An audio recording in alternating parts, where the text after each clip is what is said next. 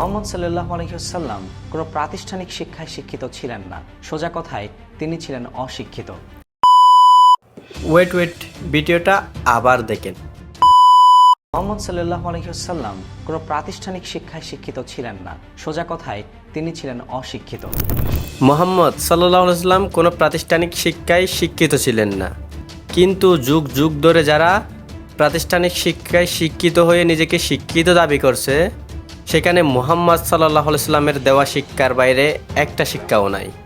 তাহলে কেমন করে মুহাম্মদ সাল্লাল্লাহু আলাইহি ওয়াসাল্লাম অশিক্ষিত হন? এইবার মূল কথায় আসি। মুহাম্মদ সাল্লাল্লাহু আলাইহি ওয়াসাল্লাম কেন প্রতিষ্ঠানে শিক্ষা গ্রহণ করেননি? আমি বর্তমানে ইন্টার সেকেন্ড ইয়ারে পড়ি, আলিম দ্বিতীয় বর্ষে। আমি আজ পর্যন্ত যতগুলো শিক্ষা প্রতিষ্ঠানে শিক্ষা গ্রহণ করেছি, ওইখানের সব শিক্ষক আমার উস্তাদ বা গুরু। কিন্তু রাসূল সাল্লাল্লাহু আলাইহি ওয়াসাল্লামকে তো আল্লাহ তাআলা সর্বশেষ ও সর্বশ্রেষ্ঠ হিসেবে পৃথিবীতেই প্রেরণ করেন। এখন তিনি যদি কোনো প্রাতিষ্ঠানে শিক্ষা গ্রহণ করতে যায়, সেখানের শিক্ষকগণ রাসূল সাল্লাল্লাহু আলাইহি ওয়াসাল্লামের উস্তাদ বা গুরু হবে। আল্লাহ তাআলা এটা কখনোই চাননি।